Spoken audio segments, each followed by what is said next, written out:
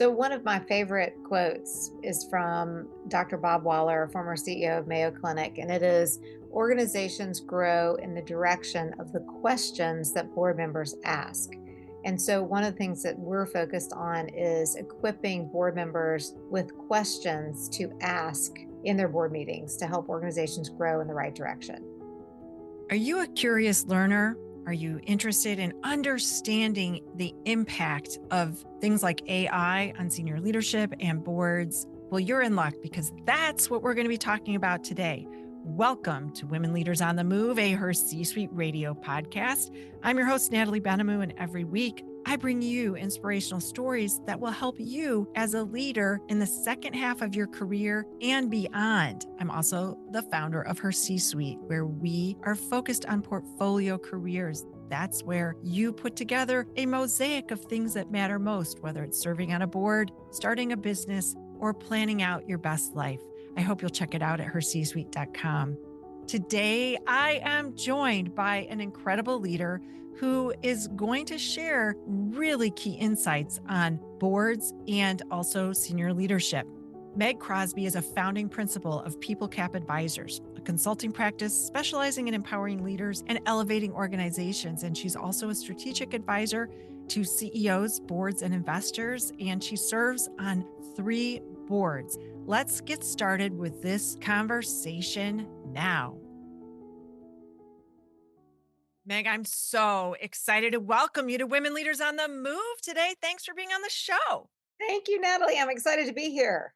I cannot wait for our listeners to learn about you. You've got some really interesting and exciting things that you're doing, including your book that we're going to talk about. But before we get into that, I always like to ask, tell us a little bit about how you got into what you're doing today.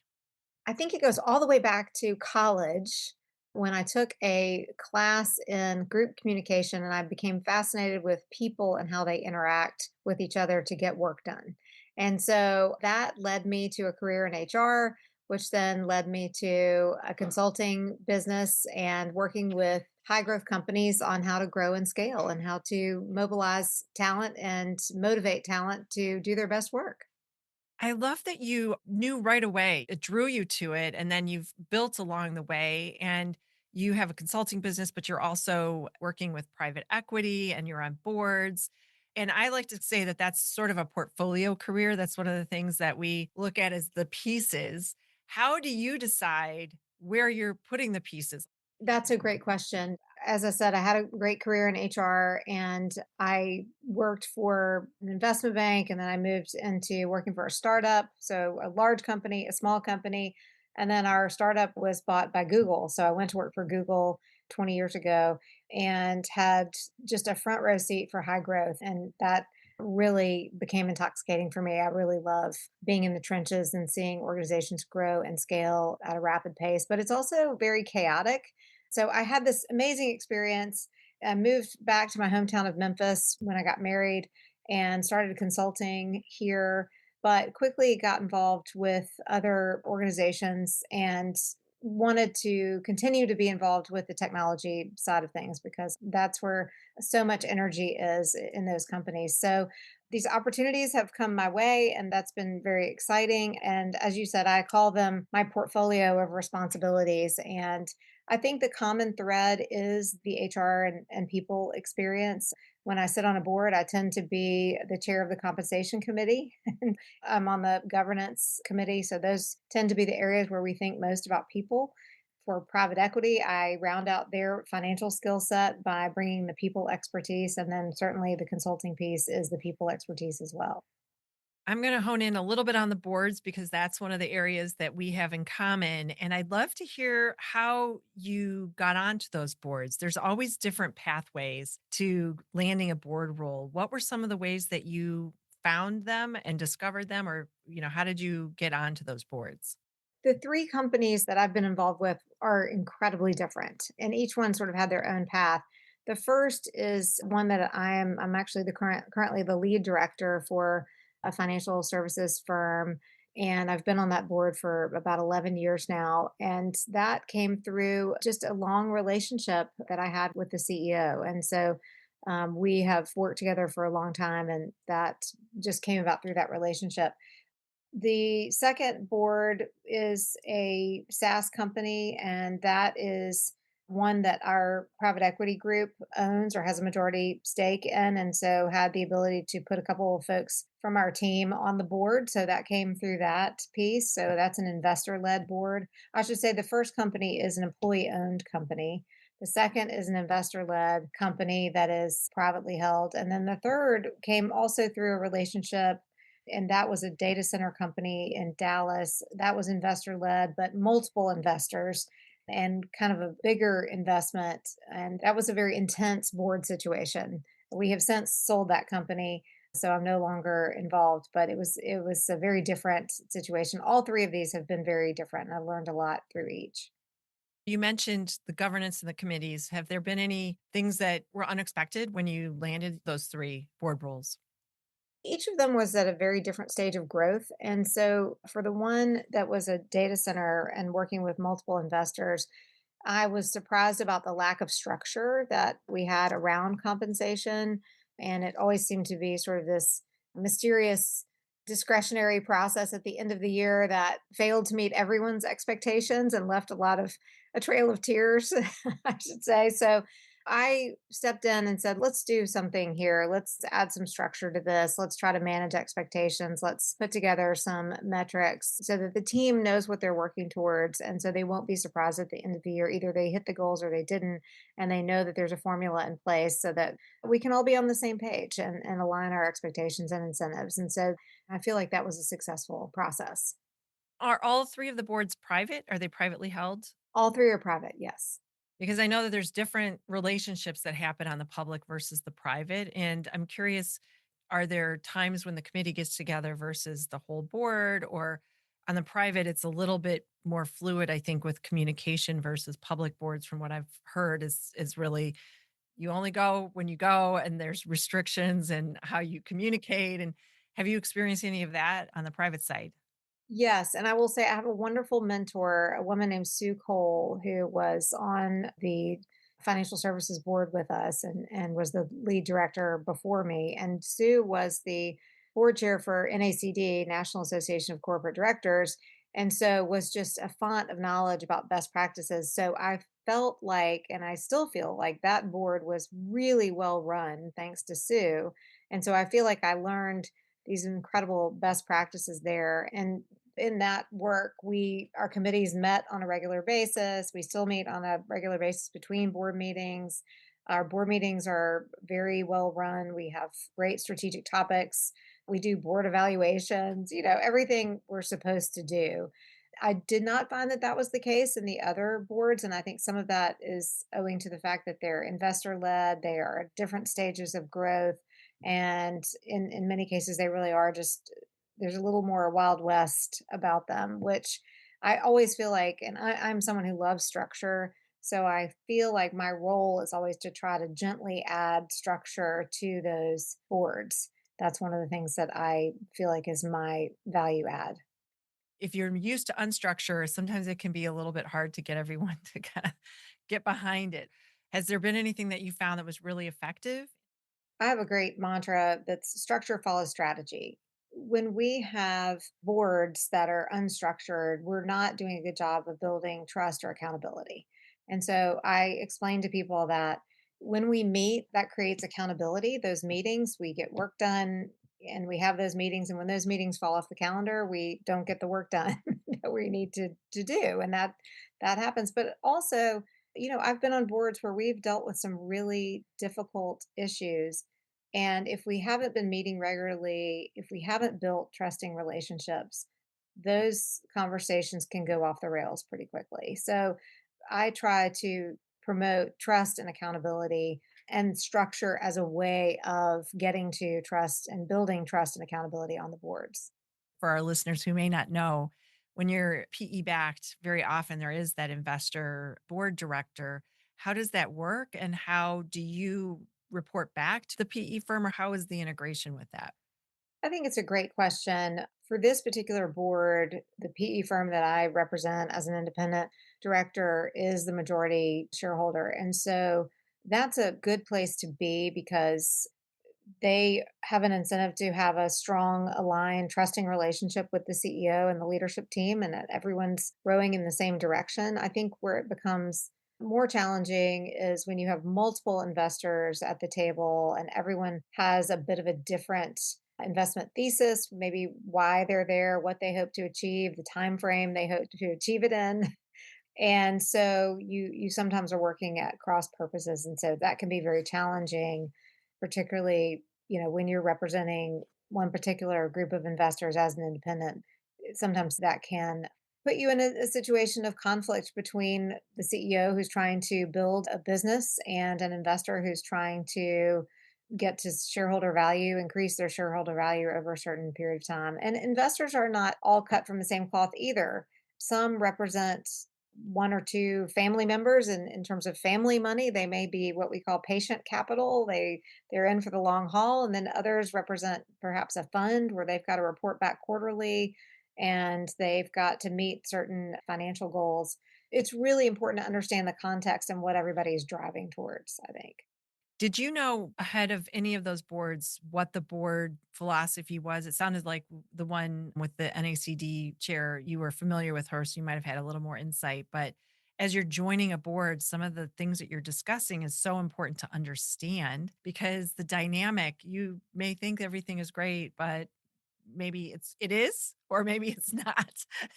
So what were some of the things that you did to uncover that? My experiences have been challenging, and I always think about, oh, I wish I'd asked this question in my due diligence. I sort of keep a running list too. Gosh, I really wish I'd asked more about the culture or how these investors get along, what their thesis is, and how long they plan to be involved, and what their big strategy is. So I do wish sometimes I had done more due diligence, and you learn by trial and error on that for sure. So I think that would be my biggest advice is to spend a lot of time in due diligence. I have found myself in situations where you get to a meeting, and this particularly, I think in a couple of cases, in two of the cases, I'm the only woman board member. And so you find yourself getting to the meeting and you realize there have been a lot of conversations that have taken place between meetings that you weren't a part of. And that can be really frustrating. And so that also is a signal of low trust. And so to me, that says, okay, we've got some work to do. Why are there these meetings and conversations taking place between these meetings? And, we don't have all the issues on the table that we're dealing with in a transparent way. And so I've just had to kind of jump in and call people and have some of those conversations and not be afraid to check in myself if that's the way that the game is going to be played. I think it's so important to identify where the gaps are and then figuring out how to bridge the way back, get everyone back to the table. And one of the things that's exciting that you have that you just did is launch a book that we're going to talk about now because you work with senior leaders. And so, from the other side of things, we've been talking about the board, but you also work a lot with the C suite and CEOs. What kind of advice would you give them as they're thinking about their boards and how they work, or even with their organizations? What were some of the things that you uncovered when you wrote the book? So our book is based on an organizational maturity model that we developed, and it maps what we call our six imperatives, which are six areas or levers that leaders can pull on the people side of things to build a strong, sustainable organization. And it maps those across four stages of growth. And the six imperatives are things like sharpen focus. So, what is the strategy? Calibrate culture, strengthen leadership, elevate talent, align structures, and amplify communication. What do those things look like across stages of growth? And one of the things that we talk with leaders a lot about is what stage of growth are you in? What is appropriate for your culture, your leadership structure, your talent practices? What is appropriate for that particular stage of growth? And once you've gotten to that stage of growth, then where can you go next? And I think it's just really important that organizations develop like people do. You got to crawl before you can walk and walk before you can run. And so if you're going to build a long-term sustainable business, you've got to go through building an organization, and there are a lot of steps to that. So that's what we really talk to leaders about, is helping them understand the context. And I think from a board perspective, and one of the things we did in our book is we closed every chapter with questions the board should be asking the CEO and questions the CEO should be asking their leadership team within each of these buckets. So I'm a big believer in questions. I think a lot of good work comes out of that. I have a mentor who's a former CEO of Mayo Clinic, and he says, his name is Dr. Bob Waller, and he says that organizations grow in the direction of the questions that board members ask. And so it's really upon us as board members to ask good questions and not assume anything. I think there's a real art to that. That really brings everyone together when you say, "Tell me more about that." I know that for M&A, I've had people on the show that have talked about M&A and women having it as a superpower because we ask questions of, "Well, tell me more," instead of, "Oh, yeah, that sounds like a great deal. Let's just go for it." And it's like sometimes we're, "Well, wait a second. I want to understand a little bit more about this. I'm curious. Tell me more." I think that is so powerful. Before we got on, we were talking about the AI influx right now. What are you seeing in that area in terms of conversation with the CEO and leadership and boards? I'm listening to as many podcasts as I can and reading as much as I can about AI. And what I have come to realize myself in the last few weeks really is just how much of an accelerant this is going to be and how quickly some of these tools are coming along. And so I just am concerned for all the boards that I'm on. Are we paying enough attention? Do we understand the urgency? How quickly these tools are going to be available? How quickly automation is going to impact our productivity and our hiring? And are we asking the right questions about where AI can support our business? I just think it's really important for boards to be having these conversations. And the crazy thing is that these tools and technologies are evolving so fast that if you're only meeting quarterly as a board, I mean, the evolution of this stuff, you might meet one quarter and the next quarter, the landscape is completely changed. So it's really something that needs to be on the agenda, probably at every committee meeting. But also, I think each company needs to have an AI task force that is exploring this, that would include HR, looking at it from a work productivity and a hiring, what are the tasks that we can lean on HR, knowledge management, who are all the folks in the company that are keeping track of the company's knowledge, that knowledge base and data that eventually AI will need to crawl in order to get smart and trained on the company. I think that's the tech stack is going to be really important. And then just thinking about change management and adoption. How will our employees adopt new tools and technologies? And where do we start? I think it's just really critical. We can sit back and theorize and strategize about the big splash of AI taking on some huge role. But I think it's really important to just get started. Just get started on one task or tool and let people play around with it, adopt it, begin to trust it, and then that will have a huge impact. First of all, I want to congratulate you for being curious and learning. I get a daily newsletter called the AI Rundown, and I'll send you the link. It is fantastic. I read that as one of my first things because it is amazing what has changed day to day. That's right. It's mind blowing. It is coming so fast. And I know from an HR perspective, the CEO of Agentic AI, who's got Claude, I think it's Claude, that now there's going to be coding that can be done. And he's predicting 20% reduction this year in the workforce because of that. And so having that oversight and understanding, what does that mean for the company? And are you going to do it? Are you not going to do it? Is it only for public companies, and only for the really big ones? Because of course we've seen Meta going towards that direction, but how is it trickling down to private companies, family companies like we were talking about? So what are you seeing in that regard? The companies that I work with are mostly small companies and growing companies. And so I would say, I don't think you have to be a huge company to begin to play around with this. I've even got my 17-year-old son playing around with building an app using ChatGPT this summer because I think we just have to expose people to it. You just have to begin to play around with it. I'm using AI much more frequently in my work.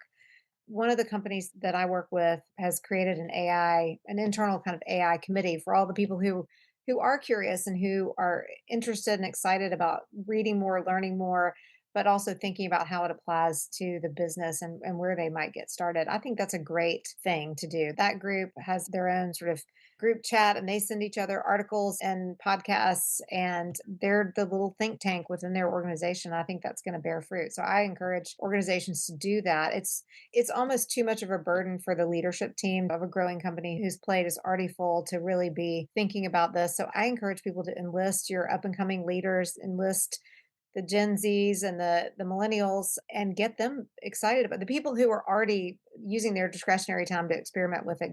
Let's, mobilize them within your organization and empower them to help you move forward in that way.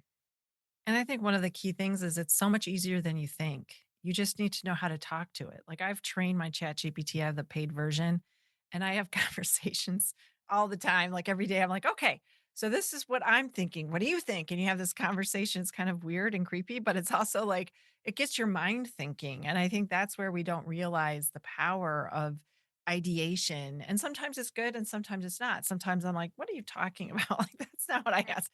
So you have to recognize that it's not always correct and it's not always going to respond. You were mentioning earlier for boards that this has to be on the agenda. Are you seeing that as a trend? Are you seeing that, at least in the conversations that you're having?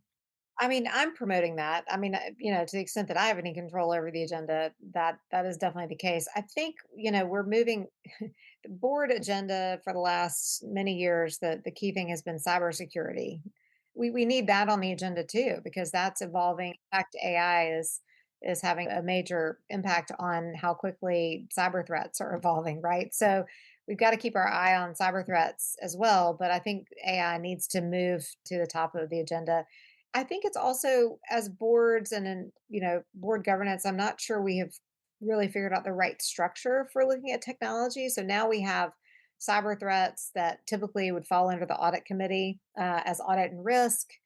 That's not really where AI falls because we don't want to look at it exclusively as a risk factor. We want to look at it as a game changer, right? As part of our key strategy. So that probably suggests that it's on the agenda for every committee if in a slightly different way to think strategically about it. So I'm not exactly sure how that's going to play out in terms of what committee, what structure, where it is, but it definitely needs to stay at the top of the agenda. I love this conversation. I could talk to you forever. I'm so intrigued by all these things, and I'm especially passionate about AI. But I know that we have one more question, which is if people want to learn about the work you're doing and your book, where can they go to find all the things and stay in touch with you? Oh, that's great. Well, invite everyone to visit our website, which is www.peoplecap.com, and then follow me on LinkedIn. So I'm Meg Thomas Crosby on LinkedIn, and we're posting regularly and trying to stay ahead of the curve there. I am so glad we had this conversation today. Thanks for being on the show. Thank you. I enjoyed it.